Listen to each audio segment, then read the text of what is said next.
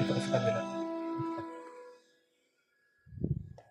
Sa ngalan ng Ama, ng Anak, at ng Espiritu Santo, ang pagpapala ng ating Panginoong Jesucristo, ang pag-ibig ng Diyos Ama, at ang pakikipagkaisa ng Espiritu Santo nawa ay sumainyong lahat. Magandang siling sa paghahabunan ng Panginoon na may paghuhugas ng paa ng mga apostol. Tayo lahat ay manalangin upang ang kababaang loob na ipinakita ng Panginoon ay ating ding makamtan sa ating buhay, makapaglingkod sa bawat isa.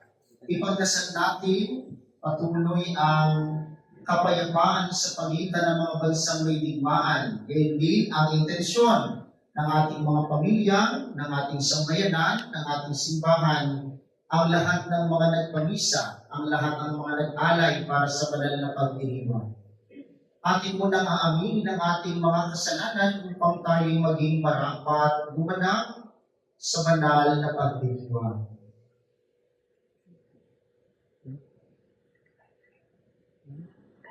Inaamin ko sa makapangyarihang Diyos at sa inyong mga kapatid na lubha akong nagkasala sa isip, salita at sa gawa at sa aking pagkukulang. Kaya sinasamo ko sa mahal na Birhen Maria, sa lahat ng mga anghel at mga banal, at sa inyong mga kapatid na ako'y manalangin sa Panginoong ating Diyos. Kawaan tayo ng makapangyarihang Diyos, patawarin tayo sa ating mga kasalanan, at pagtubayan tayo sa buhay na walang hanggan. Amen.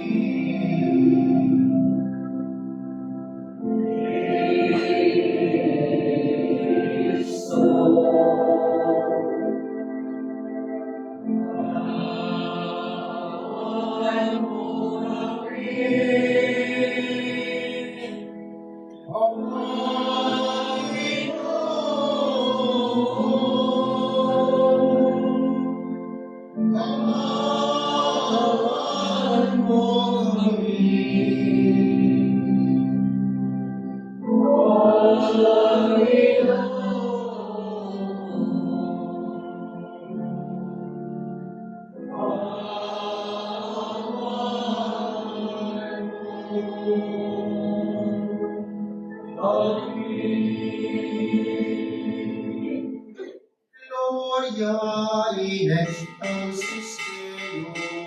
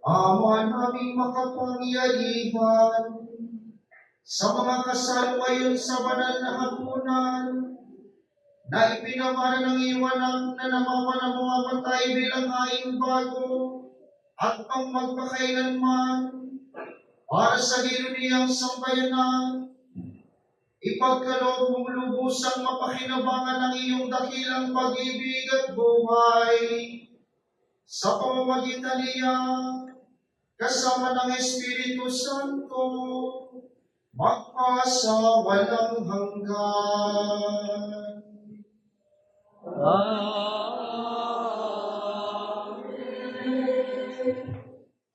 Pagbasa mula sa aklat ng Exodus. Noong mga araw na iyon, sinabi ng Panginoon kina Moises at Aaron, mula ngayon, ang buwan ito ang magiging unang buwan ng taon para sa inyo.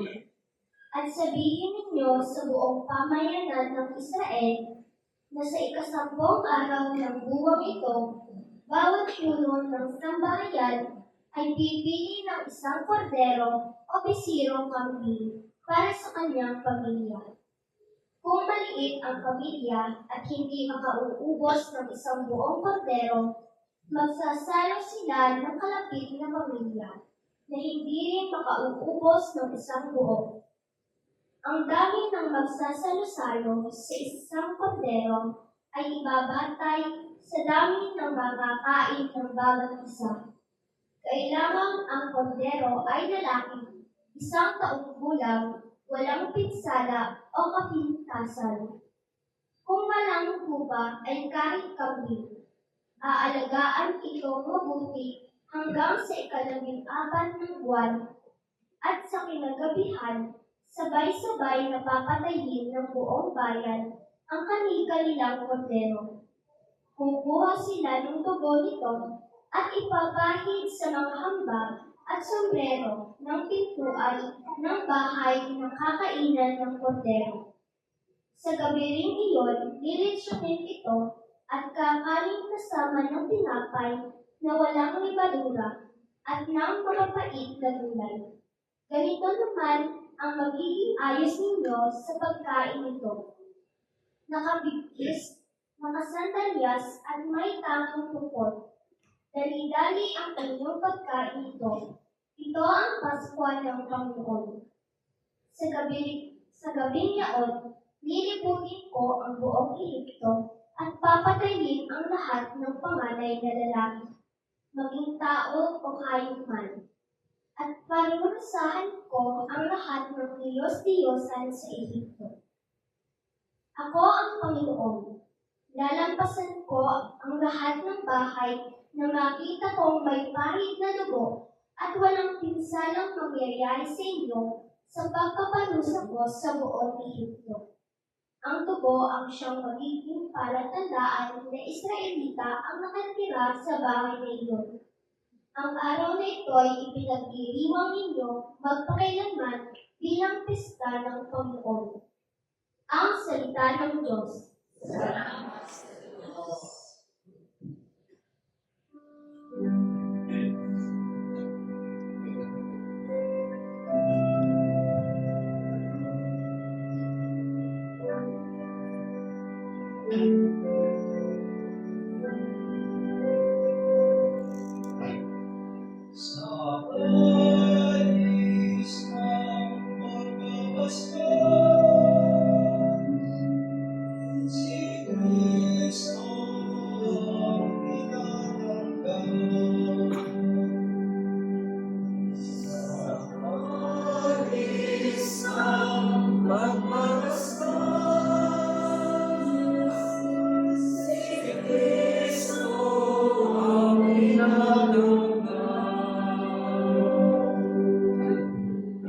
Sa Diyos ko't Panginoon, anong aking ihahandog sa lahat ng kabutihan na sa aking kaloob?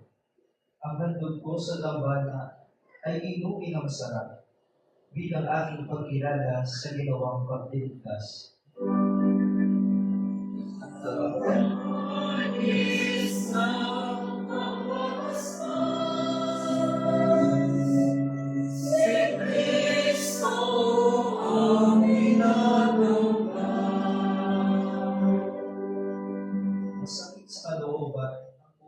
siyang ipapanaw, kahit ito ay iisa, labis siyang magdaragdag.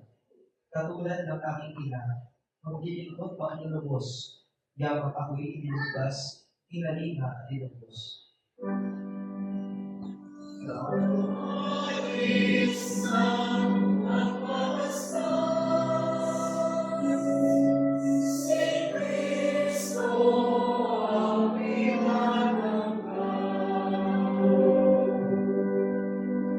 Ako ngayon maghahandog ng hain ko sa salamat. Ang handog kong panalangin sa iyo ko ilalagak. Sa templo sa Jerusalem ay doon ko ibibigay. Ang anumang pangako ko sa iyo ay may tiwala. Sa kais ng magpapasmas,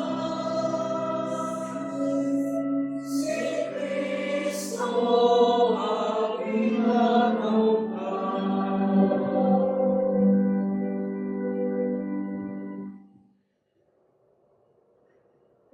Pagbasa mula sa unang sulat ni Apostol San Pablo sa mga taga-Korinto. Mga kapatid, ito ang aral na tinanggap ko sa Panginoon at ibinibigay ko naman sa inyo. Ang Panginoong Hesus, noong gabing siya'y ipagkalulong, ay dumampot ng tinapay, nagpasalamat at pinaghati-hati ito, at sinabi, ito ang aking katawan na inihahandog para sa inyo. Gawin ninyo ito sa pag-alala sa akin. Gayon din naman, nang matapos maghapunan, ay hinawakan niya ang kalis at sinabi, ang kalis na ito ang bagong tipan na pinagtitibay ng aking dugo. Tuwing iinumin ninyo ito, gawin ninyo sa pag-alala sa akin. Sapagkat tuwing kakain kayo ng tinapay na ito at iinom sa kalis na ito, ay ipinahahayag ninyo ang kamatayan ng Panginoon hanggang sa muling pagparito niya. Ang salita ng Diyos.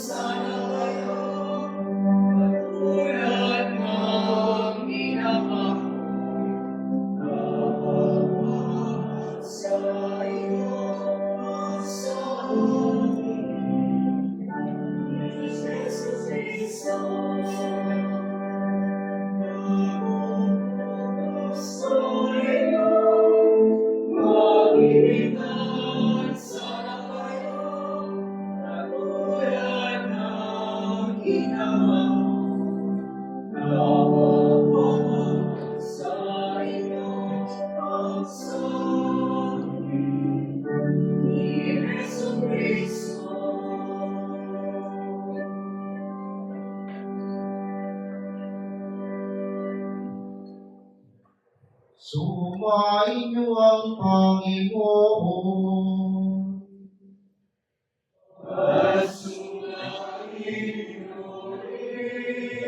Ang mabuting balita ng Panginoon ayon kay San Juan. Papuri sa iyo, Panginoon.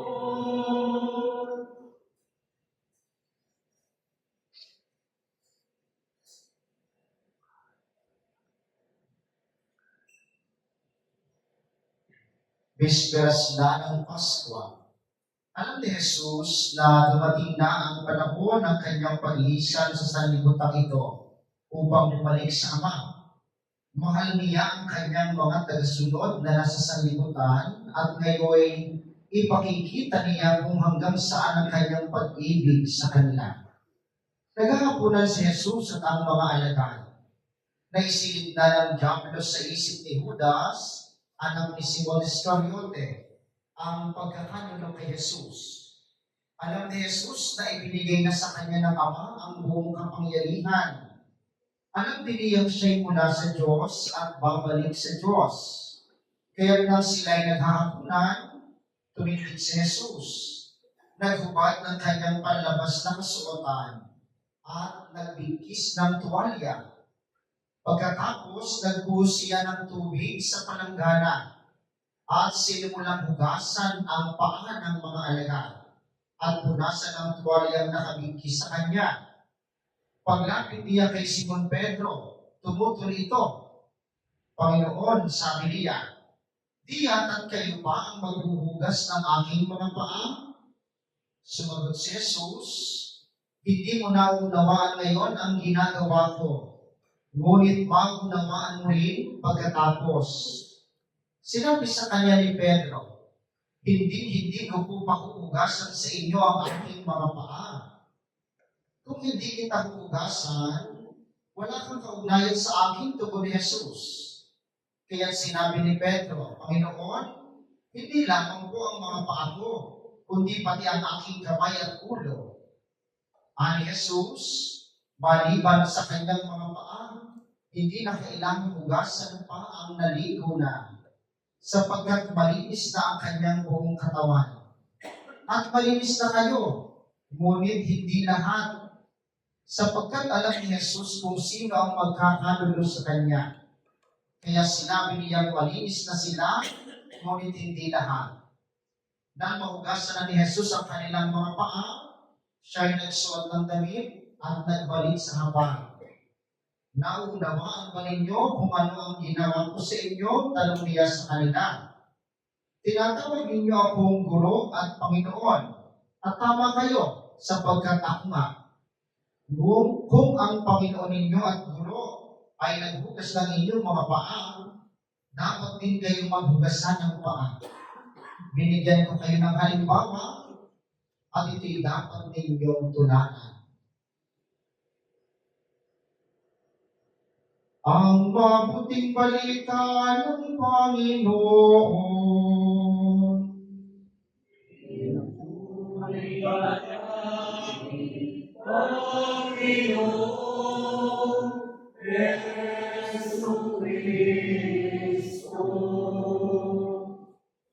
Muli po, magandang hapon sa inyong lahat. Sigurado akong bakasyonan. Alam niyo kung bakit? Marami ng mga bagong mukha dito sa atin. Po, welcome back po sa inyong parokya. Ang ating parokya, no?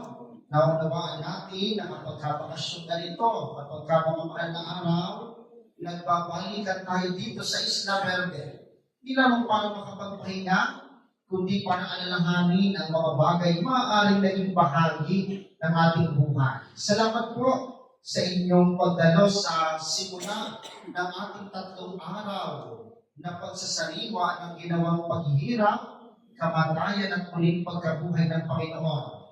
Ang tawag po dito ay Paschal Triduum, Triduum Pampaskwa, ang 3 araw na sunod-sunod kung saan ating sasariwain at gugulitain ang ginawang pagliligtas sa atin ng Panginoon, ang sentro ng ating pananampalataya, ang ruro ng ating mga pinaniniwalaan.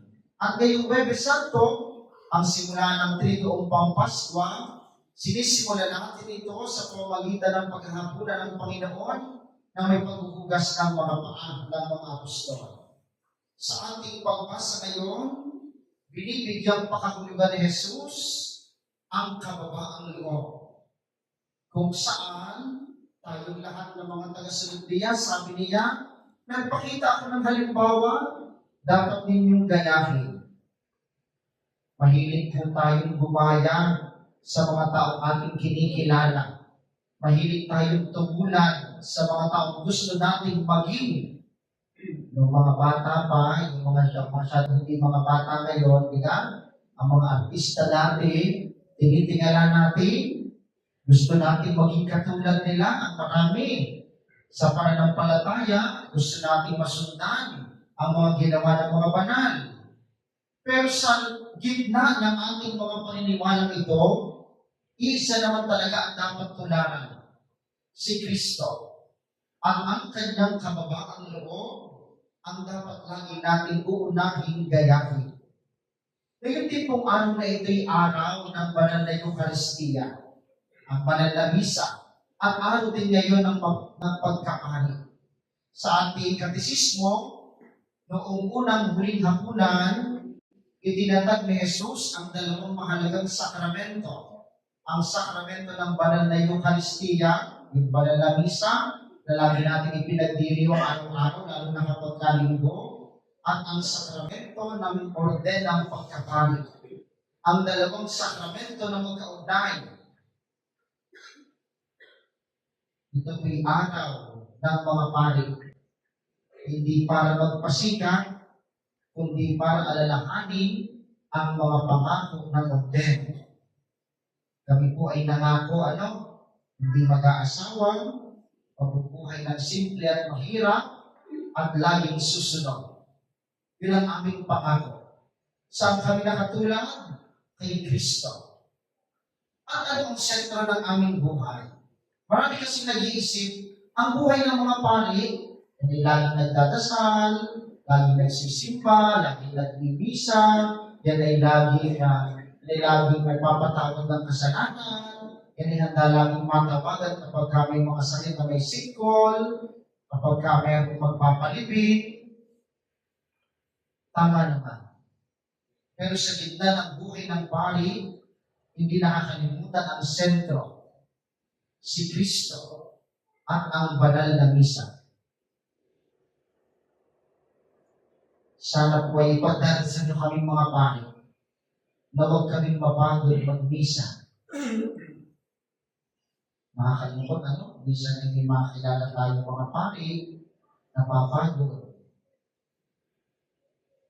Sabi, dapat ang kinapapaguran, bisa, yun ang gawain Alam mo, mapagod ako magwalis, hindi naman sadya ako magwawalis. Hindi naman ako mapapagod magluluto, hindi naman ako magluluto. Kung meron dapat akong kapaguran at gusto namin gawin, iisa ko iyon, ang magmisa. Kaya sa mga bawat sandali ng buhay, kita ninyo, sa binyag, sa kumpil, sa pagkamay kasal, kapag kamay sakit, kapag namatayan, laging kalakip ang misa. Dahil ang pagkapari at misa, hindi mapaghihiwalay. Kaya na kayo ng umaga, kahit na maraming gawain, ay di kami, basta na kami ito, may patayin. Kaya kahit na busy na, kahit na marami nang iniisip, hindi kailangan mo pakumpisahan, may nalapit dahil ang buhay ng pari.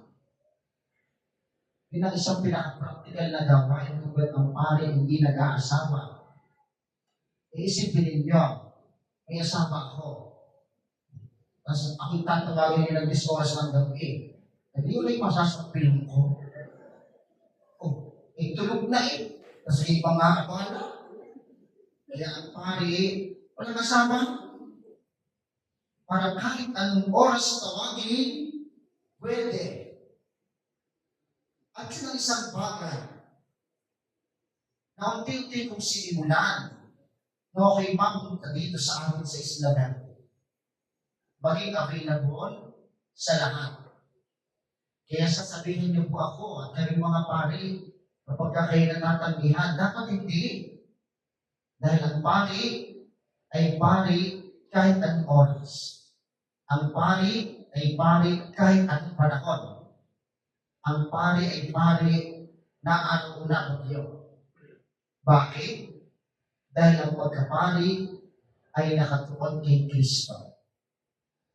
At kapag dumating ang panahon, may nagamong mali ang pari, nagkasala ang pari, may ginagawang hindi maganda ang pari, inyong itatama, paalalahanan. Baka kasi minsan nakakalimutan na, baka may pinapahagi na sarili. Dahil may 5 seminarista ang naririto, Actually, paalala sa mga seminarista, kapag ka ikinag-aapostolate, tapos ang iyong ibinabahagi ay ang iyong sarili, magaling kang magganito, magaling kang makisama sa ganito, at hindi na nakita si Kristo, patay. Kapag ka ang pari, nakikita mo lang magaling maghuhuliya, magaling magpatamag, magaling makisama sa inyo, magaling makipagkwentuhan, at nawala si Kristo, patay. Dahil sa gitna ng lahat ng ito, dapat si Kristo ang nakikita. Kaya kung gusto nyo makita si Kristo, tumingin kayo sa akin. Yan na yun. Maniwala kayo. Yan ang itsura ni Kristo. Medyo pangungala.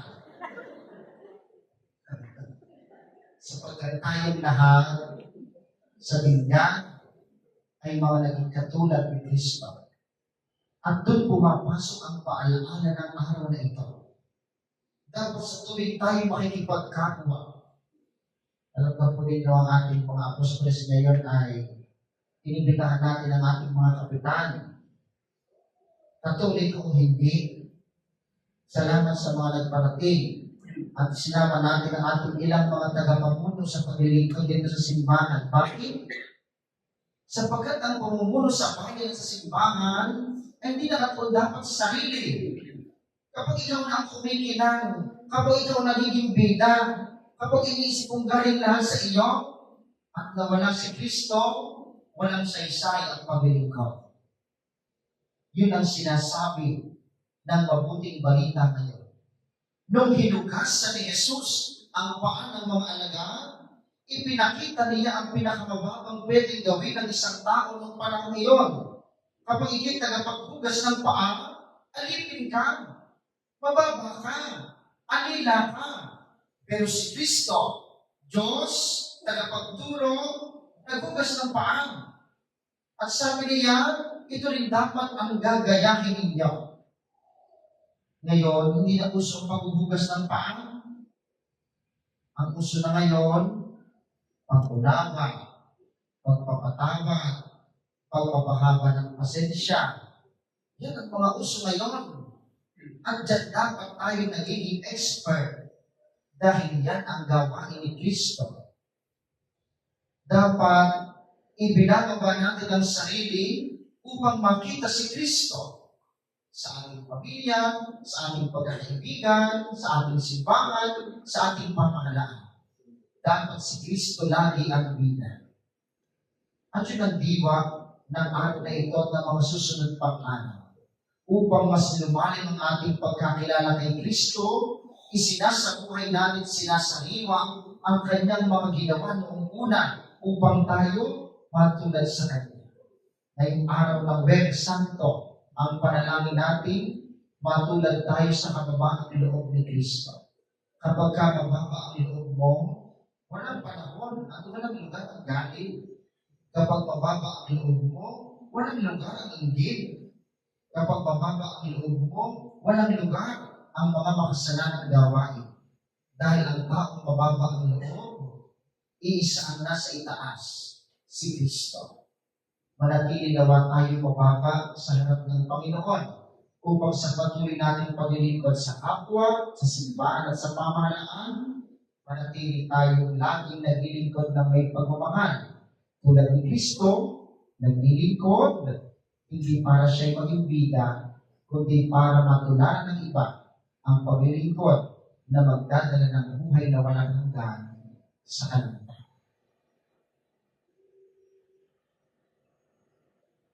Ito ay ating isasagawa ang paghuhugas ng paa ng mga apostol.